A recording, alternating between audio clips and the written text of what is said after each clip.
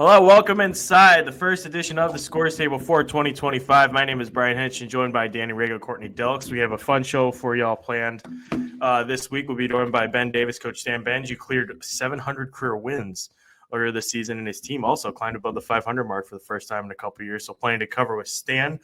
First, though, I want to get to some news from over the weekend, and that is some resolution to the Borden and Lanesville controversy.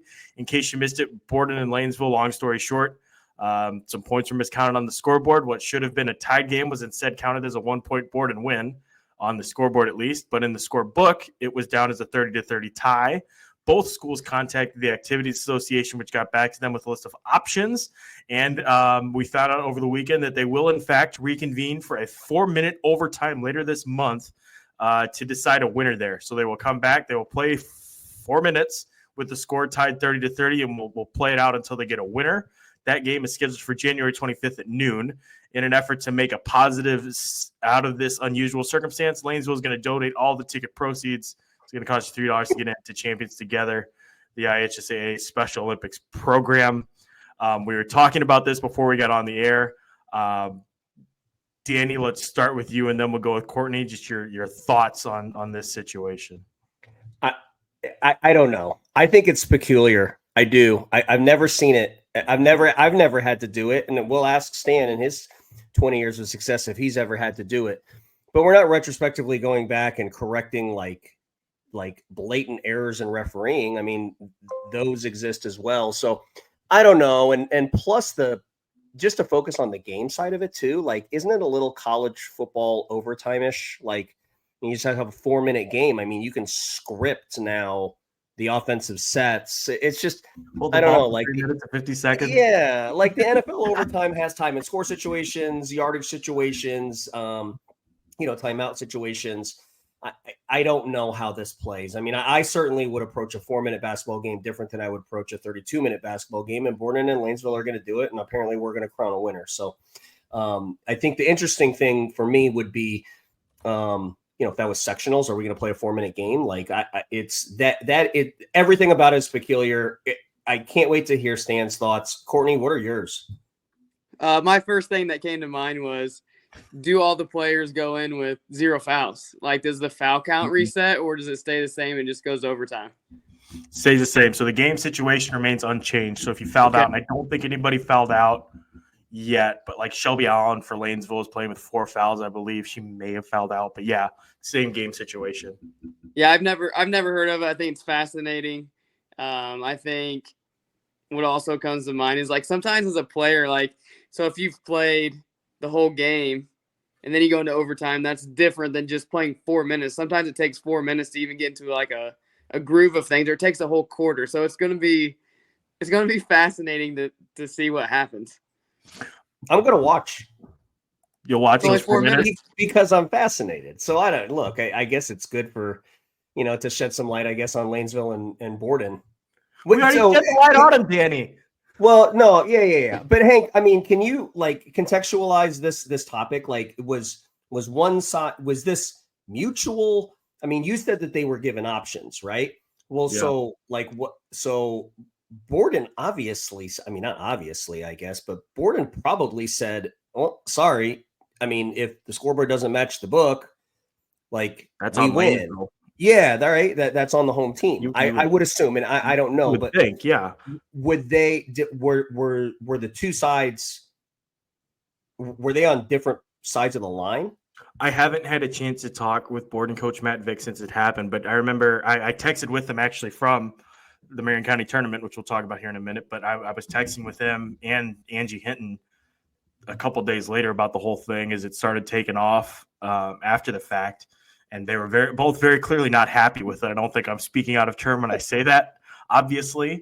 And I don't know. I guess it's such a weird situation because if you're Borden, obviously you're getting robbed of this win against your rival, against a team that you haven't beaten in years, and you come away feeling really good with that. And if you're Lanesville, I mean, it's hard to argue against them too because objectively speaking, that game should have gone to overtime in the moment, but their people screwed up. And on the book of record, which from what I understand is unaltered, there were no eraser marks, any of that. It was down as a 30-30 tie. And I guess where I circle back to in all this is just why wasn't this addressed in the moment? Why didn't the officials stop and say, hey, let's stop and figure this out instead of running off the court? And I feel like this happens a lot. Like I remember covering a buzzer beater in South Dakota where the shot was very clearly late, but the officials called it good and then just ran off the floor without really stopping to discuss it. And that always confuses me as to why we don't hit pause and say, hey, let's figure this out here. So if we only had the technology, if it only existed, if only there was some way we could have avoided the situation. I mean, to be frank, it stinks for everybody, man. Like Borden was so happy after they beat them. I'm looking at this story I wrote afterwards, and the coach is like, I don't have to think about Lanesville for another year, so I'll be sleeping a bit easier tonight. Little did he know what was coming back around. And I talked to a couple of Lanesville girls afterwards, and they're kind of like, yeah, we don't know what to do now. Like, we don't know what happened. It's just kind of up in the air, and just one of the strangest situations I've ever seen, honestly. It is strange. It's strange. And I like put yourself in Borden's shoes, right? Like if they beat them in the 4-minute overtime, they're going to say, well, we beat them twice. And then the Lanesville people saying, you didn't really beat us. There's going to be a gigantic asterisk. But I think it will galvanize, particularly the Borden side, because the Borden side, this has been the hill that they have been trying to climb for the last couple of years. And so I do think it means more to them. Now the success clause is going to deny us that matchup in the postseason. But I think it means a lot, I think, to Borden, and I'm sure they want to go into Lanesville and win this 4-minute overtime. And it's interesting too, just looking at it from a scheduling standpoint, because now Borden's got a 2+ game stretch, three and a quarter game or whatever you want to call it, going into sectional now. So it probably changes things from that aspect. And I don't know. I've never seen anything like it. And honestly though, I think though that this is a great time. We'll bring in our guest, Stan Benge from Ben Davis. Stan, I would love to hear your thoughts on the situation you heard of what's happening down there in Lanesville, Borden. Have you ever seen anything like that? And just what are your thoughts on that whole situation? I've never seen it. I've never even heard of it. It's hard to believe that something like that with today's technology and everything else exists. But I don't know. What about the team that has to travel? You travel all the way to play 4 minutes. Do you get a regular 20-minute warm-up? So the warm-up's about 5 to 6 times longer than the actual game itself. So it'll be interesting. Makes no sense at all. Have you ever been a part of anything even like remotely close to this? Like if you had to go back after the fact to finish out a game or even heard of that happening? No, I never have. I guess new things pop up every year, but boy, I've never heard of it. Man, what a precedent we're setting going into the postseason, though. I guess just wide open for chaos. Stan, thank you though so much for joining us. Obviously, first things first, congratulations are in order on clearing 700 wins right there before Christmas break. Just such an amazing accomplishment. Well, it's hard to believe. I tell the story all the time. I sat at a IBCA clinic with Tom Medjessy once, and he got an award for winning 300 games. And I thought, man, I'll never coach in 300 games, let alone win 300. So it's just amazing when you look back of all the fabulous people and players that I've been able to be a part of their lives. And it gives you a chance to reflect a little bit. So I'm curious, how did you get into coaching to begin with? I mean, when you're growing up, coming through Ben Davis, like was this the dream for you? Well, it's something I always wanted to do was coach, but at that point in time, it was on the boys' side. And when I first got out of college, I was lucky enough to be an assistant coach with John Wirtz at Roncalli High School, and was there for a couple of years. And then Gail Tolles got the head job at Ben Davis, so I was Gail's assistant. Steve Whitty and myself went over to Ben Davis's assistants together, and then life happens, and I decided to get out of coaching. A couple of years later, they asked me if I would come back and coach the girls, and I thought, well, I'll do it for a couple of years. And a couple of years turns into 20, and then 30, and then so forth and so on. So it's been enjoyable. Then you have the stint too. I didn't realize this. So you coached at the college level as well, right? At IUPUI with Austin Parkinson. Yes, when I retired from teaching, I got with Austin, and they had a lot of problems at IEPUI, and I thought, oh, this will be a great opportunity to see if that's something I want to do someday. And I know Courtney coached in college a little bit also, and college is a little different. I mean, there's so much you do in college, that the travel and that kind of thing. It's I really do look up to the college coaches, because it's something that it's so time consuming. People just don't understand all the things you do as a college coach. And I thoroughly enjoyed the time on the court working with the players as a college coach, but some of the other stuff I didn't. So, able to get back into high school coaching, I enjoy it much more. Courtney, I know you called her out and you coached against Courtney, I believe. We were texting about this when we were discussing lining you up, and Courtney, I'll let you take the conversation from there. Absolutely. First, Coach Benge, congratulations. And I also want to congratulate you on, you got into college coaching, went back to high school. And I've been studying the word courage a lot lately. And it takes courage to start something, but it also takes a lot of courage to know when to stop something. So I congratulate you too on staying true to yourself and being able to come back and get those 700. So we were talking beforehand about your 08-09 team. So our Oak Hill team played you at the Hall of Fame. And I was telling the guys that I think we had 2 10-second backcourt calls before we even got into past a minute in the first quarter. Your guys' defensive scheme and that press on that team was amazing. Speaking of that team, would you say that was one of your favorite teams? You guys were number 1 in the nation that you coached, or has every team been special in its own unique way? Well, I've had a lot of teams that I've really enjoyed. I mean, that was a great team. The year following that was a great team. But, I've really enjoyed some of the teams that maybe didn't accomplish that much, but with their ability level, they accomplished a lot more than everybody thought. So, I cannot pick a favorite team, but that was a good one. And to be fair, so everybody knows that you guys, I think, had an overtime game and didn't get much rest before you played us also. Absolutely. For those who maybe haven't seen you coach, or I always say, I'm not going to say anything about anybody until I sit down and have a face-to-face conversation. So we're having a face-to-face kind of conversation.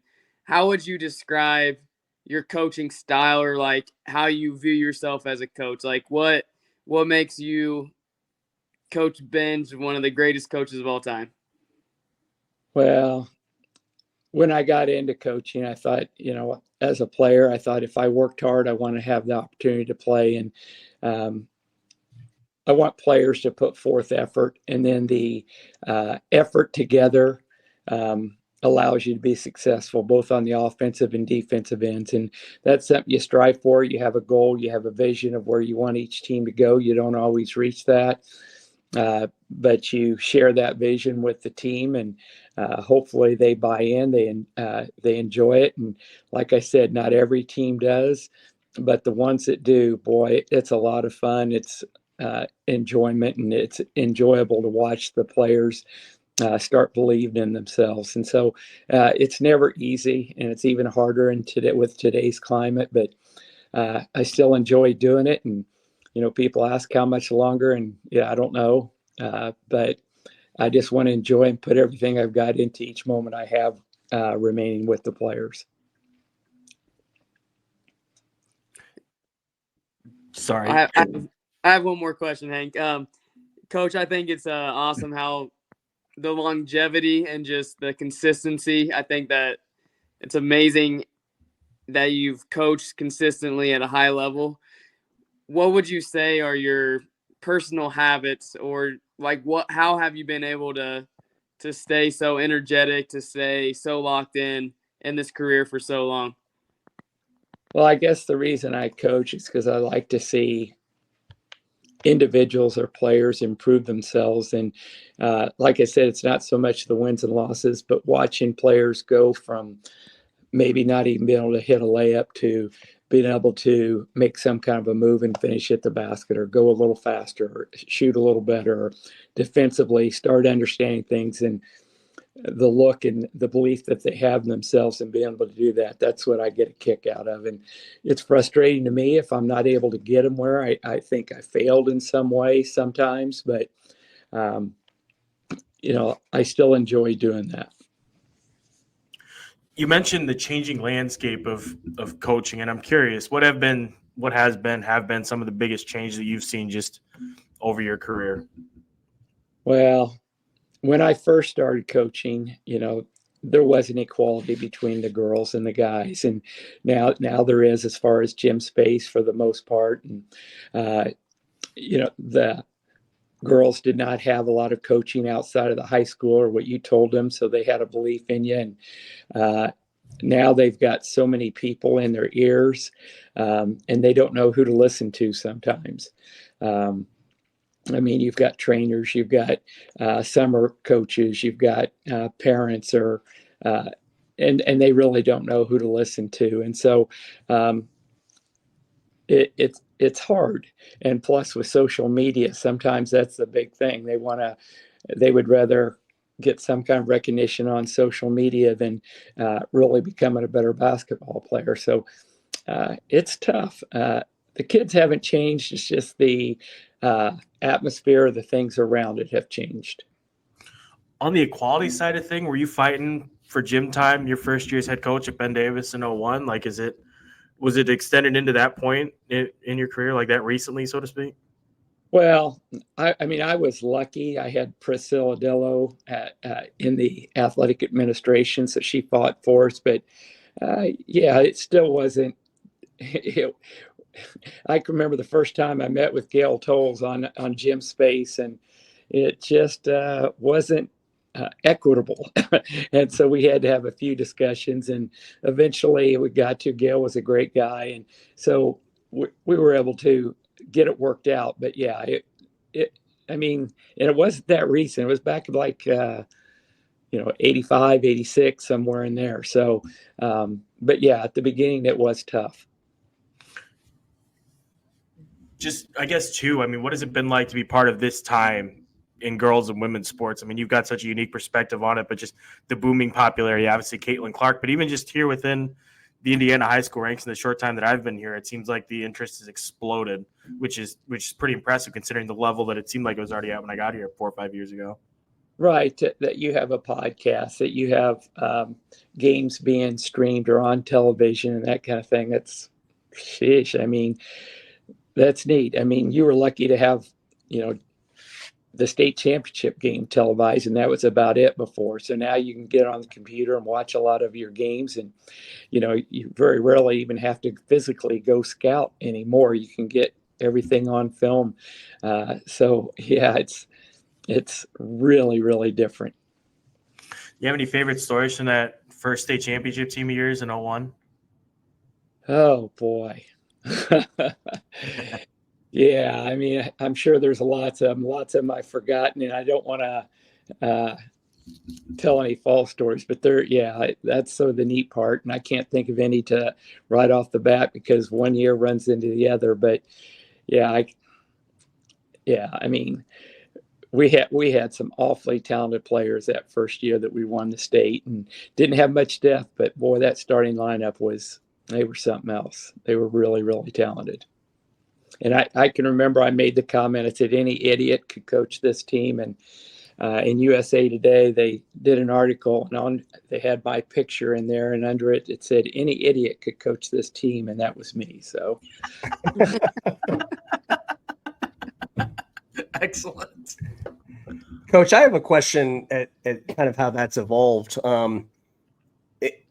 We've gotten to know each other pretty well. We've shared some players over the years, but when I got into coaching in Indiana, you had already climbed to the pinnacle. You'd already won multiple sectionals, multiple regionals, a state championship that Hank had mentioned. Everything we do, though, as coaches, we steal from other coaches. Can you talk about some of the coaches that have kind of influenced you stylistically or that you've stolen from? Well, and when I first started, a couple of coaches, Dean Smith at North Carolina and John Wooden at UCLA, some of the things that they did. But I guess from my perspective, the main thing is I started looking at teams when they get behind, they start playing a certain way, and they, maybe the last 4 minutes they start playing harder or playing desperate. And I thought, why don't you do that for all 32 minutes? Why do you wait till the last 4 minutes to do that? And so that's sort of, where I've evolved, and each team is able to do it differently. I know when I was has some teams that just physically couldn't get out and play defense like we wanted to, so you had to structure it a different way. But if I would have to say two coaches, probably Dean Smith and John Wooden. And I also want to ask you about the players. I mean, Janice Banks, we referenced some of the state championships and her success, but you've also had, and I'm going to be disrespectful to so many of the great players that you've had by just mentioning a few, but Alex Bentley, the Goss sisters, Dee Dee Williams. In your Ron Colley years, you had a McDonald's All-American there by the name of Lindsay Corsaro, even Kristen Carter. I mean, some of these kids. Can you just talk about, the identification of how great those? I mean, Bria Goss is one of the best high school basketball players that will ever play high school basketball in this state. And you coached her. And so can you just talk about some of those individual players and what kind of set them apart and what your relationship was with them? Yeah, I mean, there are so many different personalities, but you mentioned Bria. Bria, I always say, not only was she a great player, but she was a great teammate. She knew how to lead. She knew how to say things the right way. And she was so enthusiastic about what she did. And so, she was great. I mean, you look at Shira Eli, and I remember first meeting her, she couldn't find the basket. She couldn't hit a basket and kept working on her game. And she had the physical ability, but not the skills to start with at first. And you just watch them keep progressing.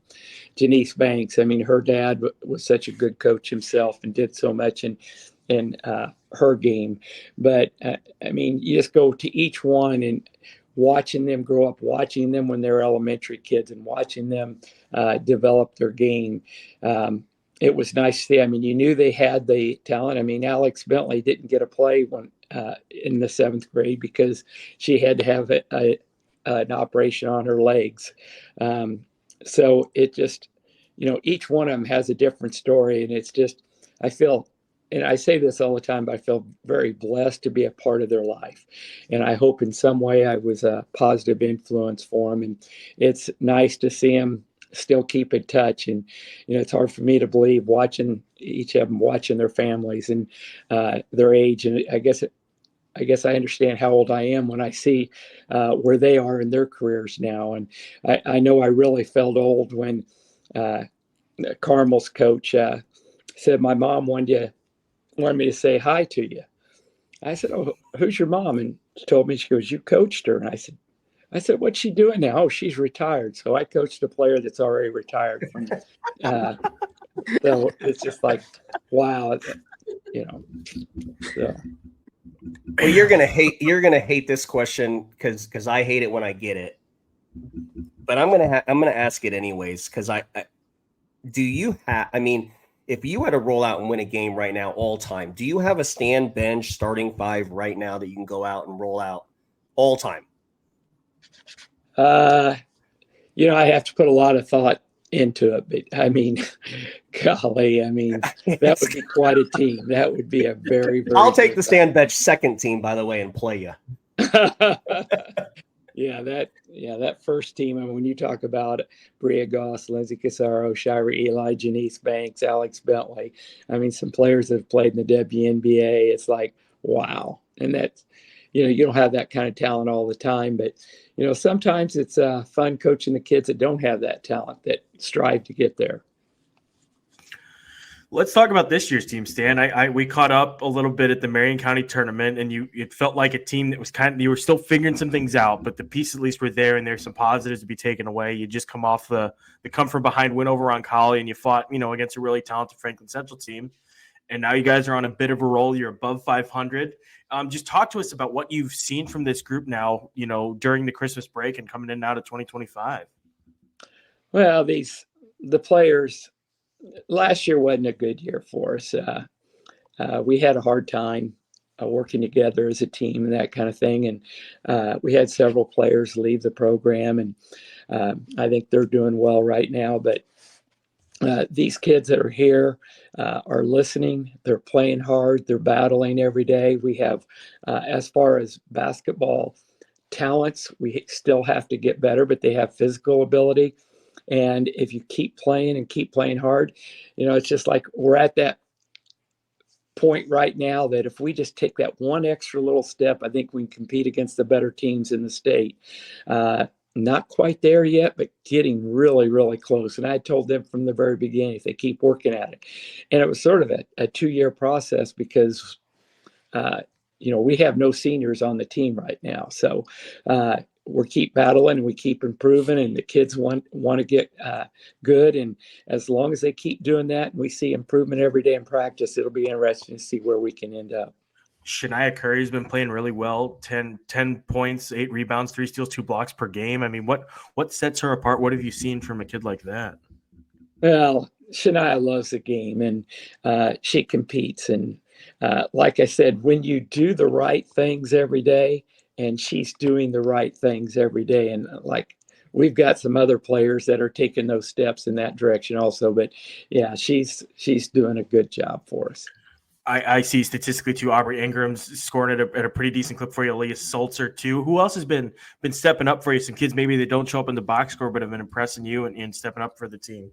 Right. Yeah. I mean, we got a kid that can really light it up defensively when she can. Cadence Bland, and that it's funny because I coached her mother when she was in school and so forth. So. But she's doing a great job for us defensively. And, we got some other kids. We got Mackenzie Martin, Ava Mann, Hayden O'Connor that, we shoot a lot more threes now. And that's sort of the thing when we're shooting well, we can compete. But we go through stretches where, boy, we miss some shots. So we're still working on that. And our defense is, really tightened up. We're holding teams down pretty good right now and but we need to score off our defense some, and we're not quite there yet. So we're getting close.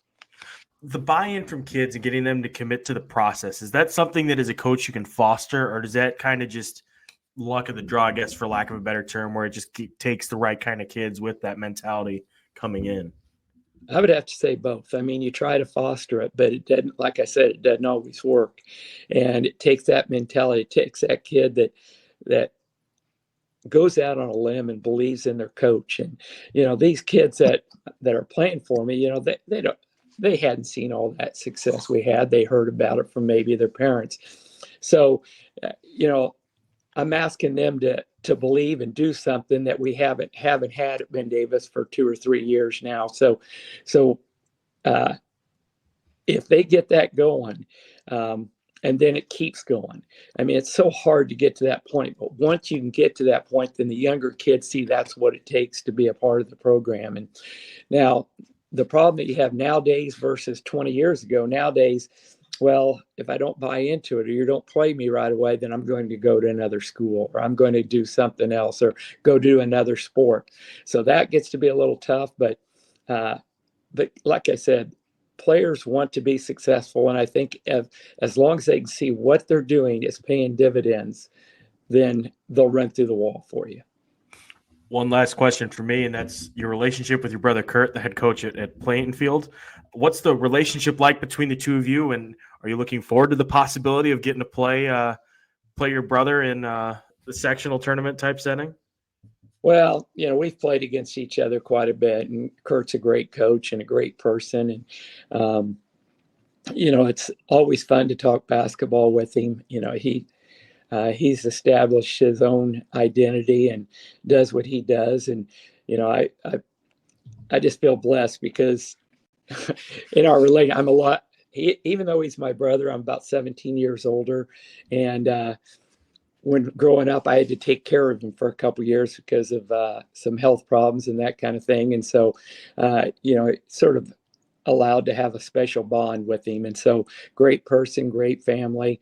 And we don't maybe talk as much as what we used to because of how busy he is with his own family, but we still have some long conversations. And, I enjoy him not only as a coach, but as a brother.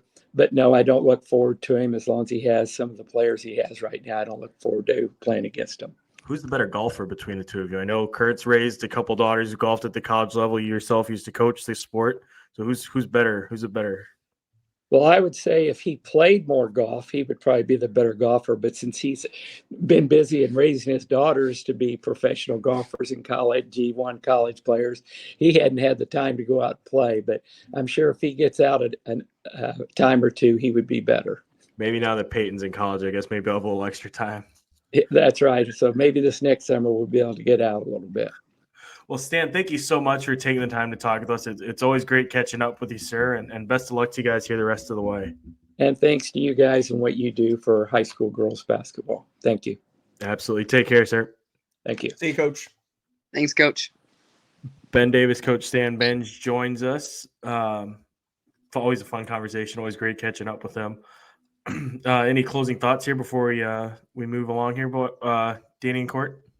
Yeah, they had he referenced last season wasn't that great of a season. I think they had 6 wins.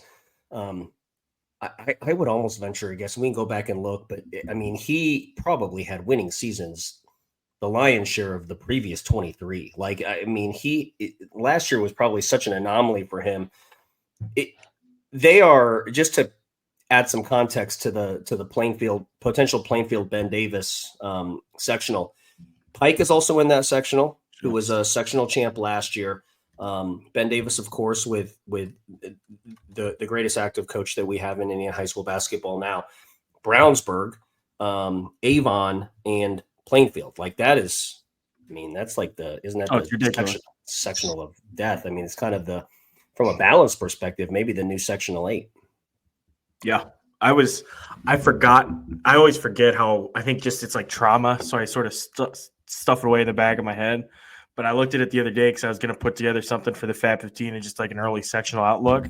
And I just looked at that, and it's like all the top 4 there are ranked. So it was just kind of writing the same thing over and over and over. This sectional's stupid. I don't know why they organized it the way they did, but here we are. But I mean, it's going to be great. And with the way that Ben Davis is trending right now, I mean, I wouldn't put it past him to pull an upset and shock a team there. Same thing with Avon. I know Avon got pushed around a little bit tonight by Brownsburg, but they beat him last year. And Anaya Smith, I mean, is just such a matchup nightmare for teams. So it's a mess of a sectional, but it's going to be so much fun. And Danny, I think you're spot on. Like, it's this year's sectional 8, like what we've come to expect from sectional 8 every year. I mean, that's this group this year where you just have, so many powerhouses, some teams capable of competing for state championships, all that right there. I hate it, and I love it at the same time. It's a real conundrum. Let's talk about the game that I was at but wasn't able to tweet from, the game that Danny watched on film, Lapel versus Pendleton Heights in the opening round of the Madison County tournament. My first time seeing Laniah Wills, second time seeing the likes of Ada Hupfer and Casey Warfel over at Pendleton. A weird game, I would say, Danny. We were talking about this beforehand, but Pendleton, it felt like, was kind of controlling the game a little bit. And then you look up at the scoreboard expecting to see a huge margin, and it was only a 12, 15-point game. Like, it's like they're kind of letting them hang around. And sure enough, later in the game, I think it was third quarter, Lapel goes on a little bit of a run. Laniah Wills starts finding her footing a little bit, starts knocking down some shots, and before you know it, it's a 10-point game. Then they miss a 3-pointer from the quarter. Casey Warfel gives this nice little move to get through the lane, hits a basket, and then it's just kind of the wheels came off a little bit for Lapel. I'll start the conversation with this and Ada Hupfer, because getting to see her up close and personal again. I mean, just a phenomenal player. She has so many moves in her bag. She had a 3-pointer tonight. She's making plays defensively. She did a great job guarding Laniah Wills, Lapel's standout junior, who we should also talk about before we get out of here. But Danny, your thoughts on what you saw? Yeah. So the stream started with like 8 minutes into the game, and that 3 that you mentioned that Ada Hupfer had was on the back end of a 7-0 run that Pendleton Heights had. So in order to have 7 straight, your team, particularly when you're a post player, your team has to throw it into you. Mm-hmm. And so that, I don't want to say it's different, but it definitely stood out to me tonight that there are going to be times where they're going to throw the ball into Ada when she has a matchup that coach likes. they're going to throw it in, and she's got to deliver. And tonight in a small sample size, she did. Those 2 baskets were post-entry passes and finished into the paint and then stepped out. And I think Laniah was the one that was actually guarding her for at least a couple of those possessions. So, we talk about Ada a lot on this pod and how her game is progressing. But tonight, right when you first turn the stream on, you can see it on full display. It's amazing. Just like I think I said this already, but just the moves that she has in her bag, like the way that she's able to maneuver around the post. She's deceptively mobile, I guess, for a kid of that height. You wouldn't really expect that, but she is. And I know that she's going to draw a lot of comparisons to Avery Gordon because they're both super tall, but she's kind of a totally different player than Avery, right? Like, just is that fair to say, or am I off the mark with that? No, I mean, I think there's a lot of similarities. I do think that, Ada does provide a little bit more out on the floor. I don't know if a coach is going to allow Avery Gordon to check Laniah Wills in man, and coach did tonight. And so, that speaks to some of the athleticism that is there that she's showing in practice. But her numbers are steady, and I think they could even be a little bit better. I mean, let's say, I think it's 12 points, 8 rebounds, right? Mm-hmm. I mean, let's focus on those 8 boards, right? If you kids like Hupfer they're going to get defensive rebounds. They're going to throw outlets. They're going to guard kids like Laniah Wills. They're going to risk their own fouls. They're going to run the floor. I think it's pretty simple. They only ask for one thing in return, and that's if the defender's on their back and they're on strong side black, throw the ball into them. And tonight, I feel like they did. I mean, and what'd she have, Hank? Give us the line. 25 and 10? It had to have been, right? 25 and 10-ish? Yeah, something around there? I'm looking up the numbers right now if you want to keep vamping. Yeah, so and that's not a shot at Olivia Jones. It's not a shot at Casey Warfel. We'll talk about here in a sec, yeah. And this will be the weekly scores table check to see what Casey Warfel's 3-point percentage is, and it's still 40%. So everybody that says that she's not going to shoot the 3 and water is going to find its level, again, 40% is the water level. But they're starting to get a ton of production out of Aubrey Warfel is the sister. Yeah, she's starting to play too. She's fearless, man. She's just like Casey really at that age. Yeah, she really is. I just want to interject. No, and that is so. What I can't decide, because we've seen so many different iterations of Pendleton Heights, I just can't decide how good they are in relativity to the rest of their class. Are they good enough to win every basketball game within their class? Yes. Can they put it together for an entire month? I don't know. We'll wait and see. But they certainly have the talent. They're good enough to win that sectional for sure. Yeah, they're definitely good enough to win that sectional. Yeah, 22 and 11 for Ada Hupfer, 19 and 5. Yeah, 19 points, 5 assists for Casey Warfel, who's just, I mean, she's a menace defensively. Just her ability to jump passing routes, like she challenges every pass. She had a few interceptions tonight. She made some really good plays that don't show up in the stat sheet with just her hops there. She's really fun to watch, and I think I've described her this way before, but deceptively strong around the basket too. Her younger sister, Aubrey, is bombing threes and taking some really aggressive layups in that, just like her older sister. And then Olivia Jones, who had a triple-double with 11s across the board last week, she put together a nice little game too, where she had some steals, some assists. She hit a 3 early. I think they kind of got the offense rolling a little bit. So the pieces are there. But Danny, I'm with you. I'm curious to see, can they put this together over the course of a month. But watching them yesterday compared to seeing them at a morning game after Thanksgiving in Brownsburg was a night and day difference. And quality competition, a bit of a variance there between Jennings County and Lapel, but similar in the aspect that they both have that one go-to player they like to run through, and they did a much better job, I thought, tonight of guarding Laniah Wills than they did Molly Ernstis at the Hall of Fame Classic. Next up for Pendleton Heights, by the way, undefeated Alexandria. So we'll get to see them against friend of the show, Jacqueline Hosier and company. That'll be a really interesting game. On the other side, let's double back before we get to the lapel side. Courtney, I'll ask you. I mean, and doubling back to the thought that I had earlier about just throw the ball in, right?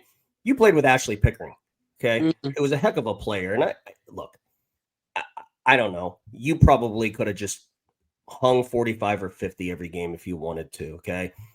But did you go I mean, was that something that you would talk about with the coach? Should we have to get Ashley involved, or would you do that, or would she just do it on her own, or is that am I completely off base? What is your thought in playing with a kid like Pickering, in this case Hupfer, on your basketball team when you have I mean, Hank mentioned a number of guards that project to the collegiate level in Olivia Jones and Casey Warfel, and we'll see what happens with the sister. But talk about playing with a post player, Court.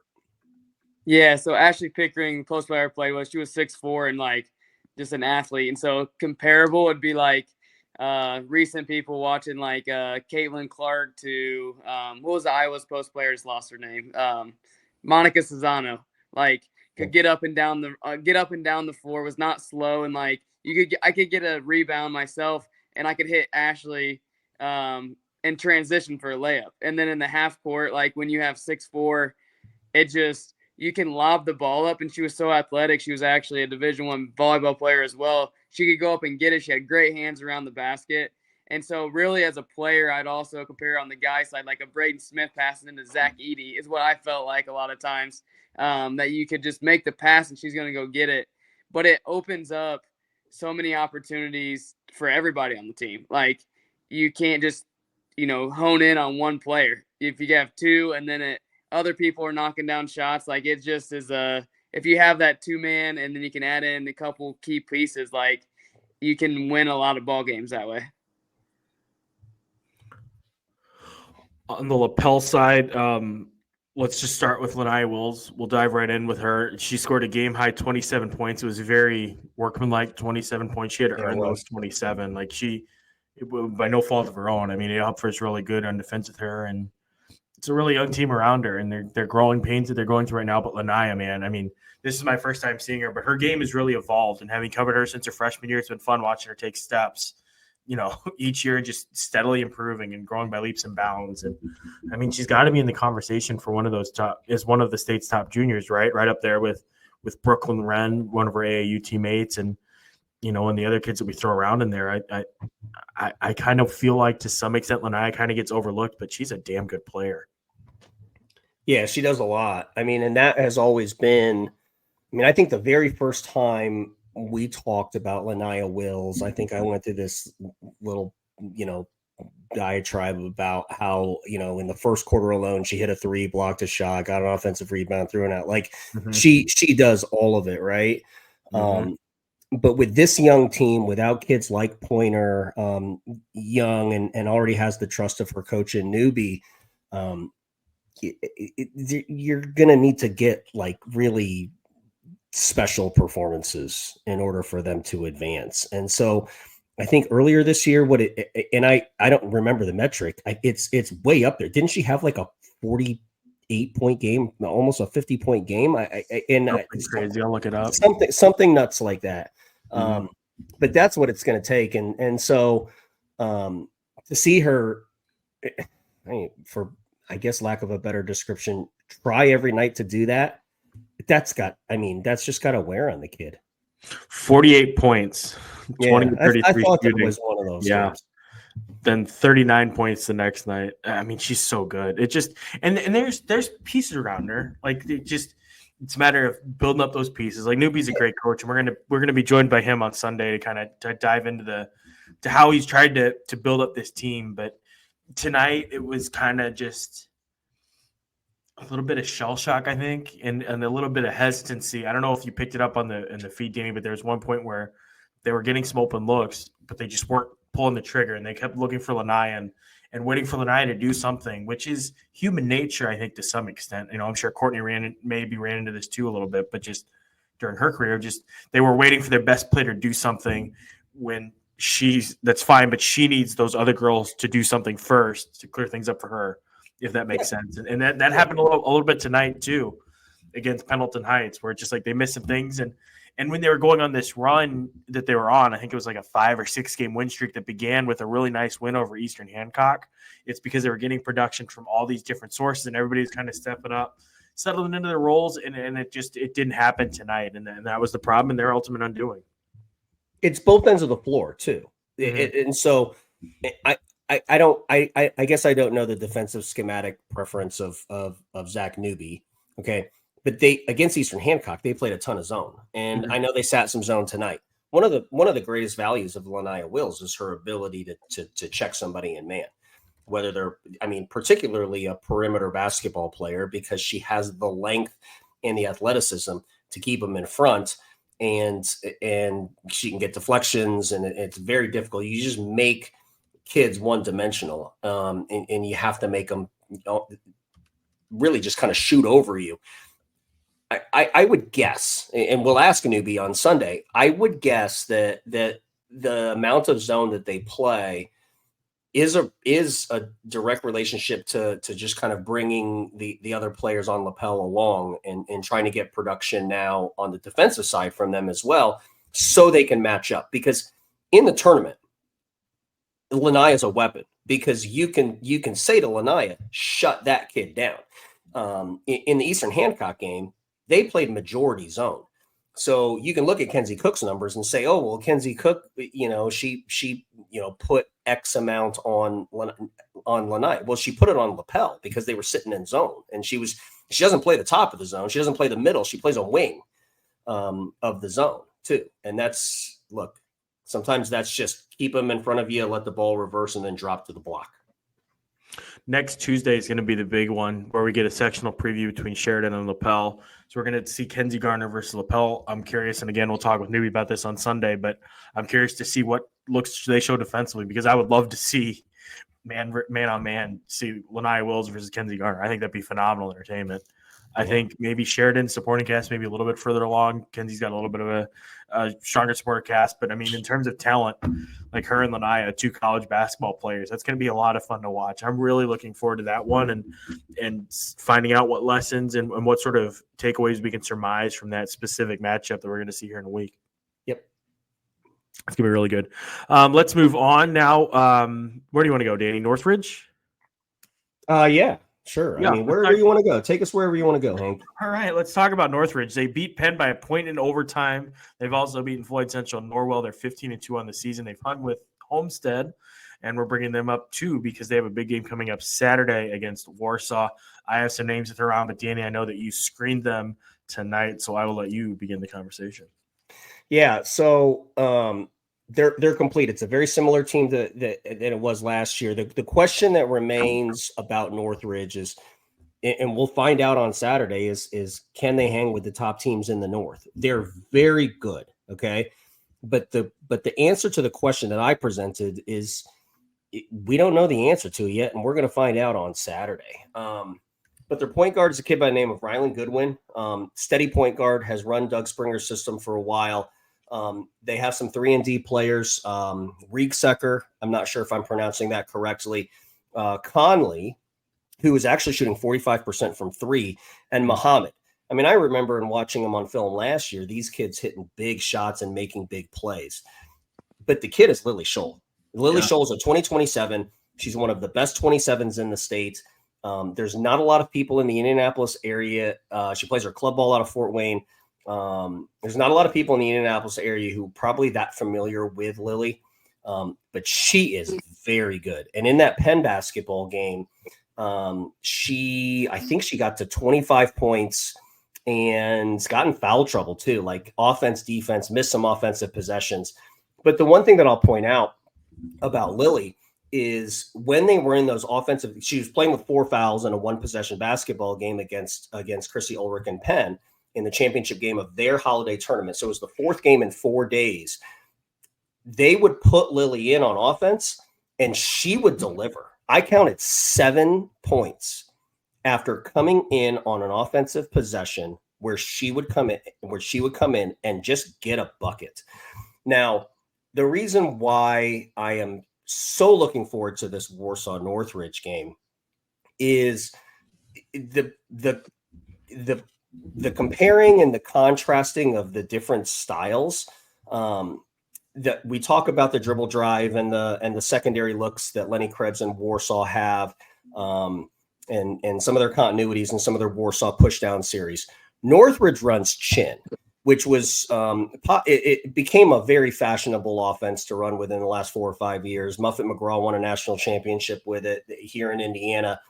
A lot of the people that run Chin have stolen a lot of the stuff from them.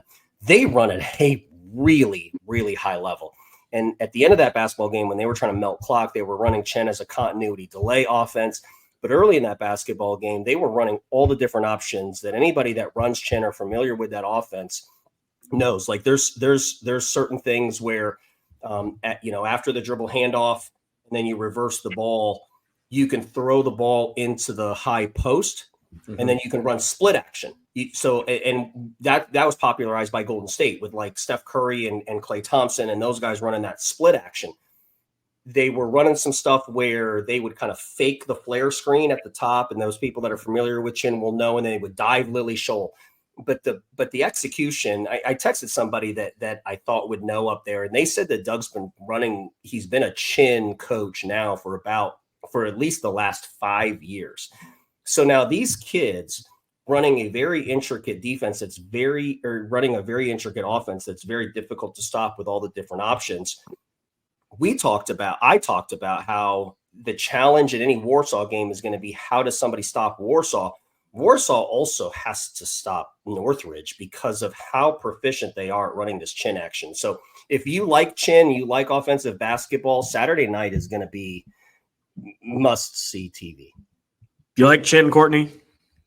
I'll tell you what, I hated playing Muffet McGraw and Notre Dame and defending Chin. I hated those practices and the scouting report. Like, we were playing against Skylar Diggins and Natalie Novosel and all those girls. Like, they ran that offense to a T, and it's so hard to defend. Like, because the players just make the reactions off what the defense gives them, and so it's a very hard offense to defend. Well, that you nailed it. It's a read and react offense, okay? And so when you ever read and react offense, Lenny Krebs, the week of practice, can't say they're going to do this, they're going to do that. What they do is, it's like playing NFL quarterback. Here I am with a cross-sport analogy again, but if the defense does this, you do this instead. That's what Chin is, essentially. I think I can say this. I think it's the best. I think it's the best team high school that's running Chin right now. It's at least it's the best that I have seen. There's a lot of teams that I've seen run renditions of it, very basic renditions, but they got deep into the Chin bag. They really got deep into the bag, and it's impressive. Doug Springer. I would love to sit down with that guy at some point in time, just like Lenny Krebs, and just talk offensive basketball, because I think that he knows a lot about the game to be able to implement it. And the credit to all these players too: Goodwin, Conley, Rieksecker, Muhammad, Lilly. These are really good basketball players. Northridge is good, y'all. Shooting 49% as a team, 35% as a team from three. So like Danny said, expect a shootout on Saturday in Warsaw. I can't wait to see how that one goes. I think that's going to be great. There's a lot of really good games on Saturday. Between that, some county tournaments down here, some other really good regular season games down here as well. Moving on, Westfield, I'll touch on them quickly. They're 12-6. They play Bishop Chatard on Wednesday. I'm curious to see. They're on a 3-game win streak. They have the close loss to Penn, but they took down Floyd Central pretty handily. You also have the close loss to Noblesville. It's a really tight margin for error with a team that only averages about 40 points a game, but they shoot the ball better than 40% as a team, and they've got some balanced scoring there with Lindsey Van Dyke, Sam Price, Aubrey Crockett, Michaela Hatcher, and Meg Hamilton all around that 7 to 10 point range. So it's nothing that's really going to jump off the page and wow you with Westfield from what I can tell, but I mean, they're finding ways to win games, and you saw what they did against Noblesville, and I know that game, in general, it's a Saturday afternoon game year after year, and it has the propensity for weirdness. But, I mean, not for nothing. That's really good to stay close with them. Same thing, with Penn, who seems to be a quality team. Then you beat Floyd Central, which is still ranked, I believe. So some good things going over there at Westfield. I'm really curious to see how they handle themselves against Chatard. It's not really a must-win for either team, but I would say that it carries a lot of importance for both of them because it's an opportunity to pick up a signature win one way or the other. In Westfield's case, you beat a title contender in 3A. For Chatard's case, obviously, you get a really good 4A win against a team that could cause some problems here in the sectional. You never know what could happen over there. A couple other teams that I at least wanted to touch on before I throw it to Danny and Courtney for closing thoughts. Bellmont's 14-1. They have a big game Friday against Columbia City. They're on an 8-game win streak. We talked about how Columbia City and Norwell are probably the two favorites in the 3A North. Belmont is in Norwell sectional, and they're kind of like the boogeyman for Norwell here in past years. So we'll see how that one goes. Belmont hasn't played quite as tough a schedule, but Columbia City is going to obviously be a really good litmus test. And then Rensselaer Central, one of the teams in 2A. They're also 14-1. Same deal. Not the toughest schedule in the world, but they have beaten Lafayette, Jeff, Benton Central, North Knox, and Lafayette Central Catholic.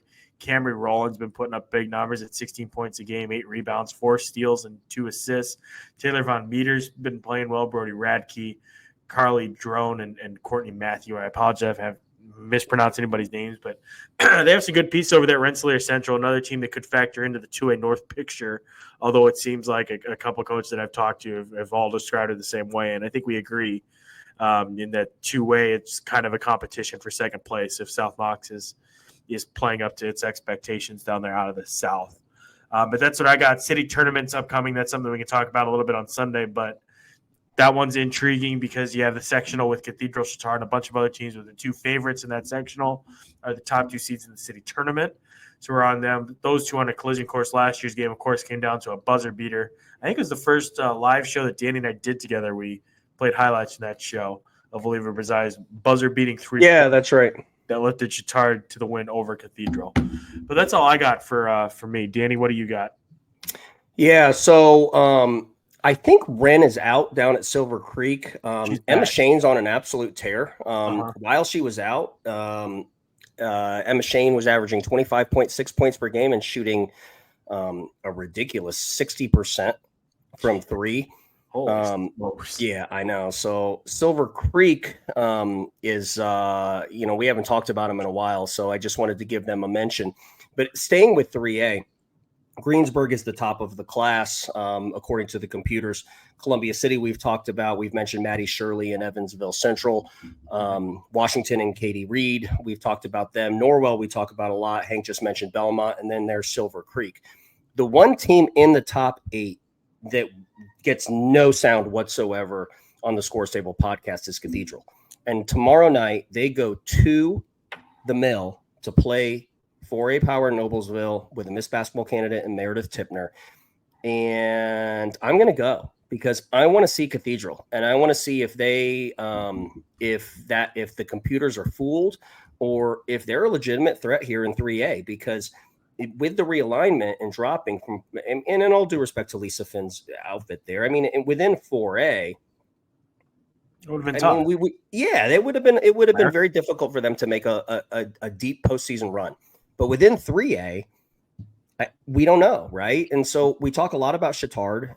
We've talked a lot about their individual pieces and their scheme and things like that. So I'm going to take a look at Cathedral tomorrow. That's probably my the one game outside of Warsaw Northridge that I'm probably most looking forward to this week. Jada Wilson missed a couple games, and it looks like she's back for Cathedral, which is good news. Jada's a really talented piece for them, but I mean they fit the same bill as Pike and Lawrence North, I'd say, in 4A, just kind of flight under the radar, Danny, because I didn't realize that they were ranked until yesterday morning, pulling up and skimming the class rank. It's like, oh, there's the Irish, and suddenly they've just quietly been piling up wins, picking up momentum, and really fighting their way. Like you said, I mean, Lisa's done a good job of getting that team turned around, and then the top seed in the city tournament where they're going to have to play. I think they'll have to play Purdue Poly, but I mean, they got a favorable path because you avoid Covenant Christian, which could be a bugaboo. You obviously avoid Bishop Chatard until the final, which is obviously the most ideal situation. Yep. Courtney, anything you want to add here as I scan through and make sure we're not missing anything? The big snowstorm has hit Indy, hammered it. And whenever I think of snow in January, February time, like sectionals I'm going to keep ringing the bell that sectional is right around the corner. I'm not ready. Snow signifies that in Indiana. I'm not ready for it. Tomorrow on IndyStar. Oh, hey, real quickly, as I look at the coaches poll, it amazes me that Hamilton Southeastern isn't a unanimous number 1. Warsaw go to vote, and Lawrence Central has maintained to vote despite losing to Hamilton Southeastern head-to-head. I thought it was weird when LC wasn't the head-to-head, or wasn't the unanimous number 1 for a couple weeks there. I thought that was kind of silly, and I think it's really silly now. And best on best and HSE won. Are they? So is that you said that's the coaches poll? Yeah, the statewide all one class poll. Can we make the assumption that the one vote was Janan and Lenny? I mean, Maybe. if so, you can't blame them. I don't know. Yeah, you can't. But I don't know if they have votes because it's like a panel of coaches. Okay. Not every coach gets it, so I don't know. Yeah, no, it's weird. Indiana now has 2 teams in the top 12 nationally. HSC not just jumped them from 2 to 1 in the state poll, but they also jumped them in the national poll, as they should have. And they are now the 11th ranked team. And if you look at the schools that are above them, too, they're probably majority private school and prep school.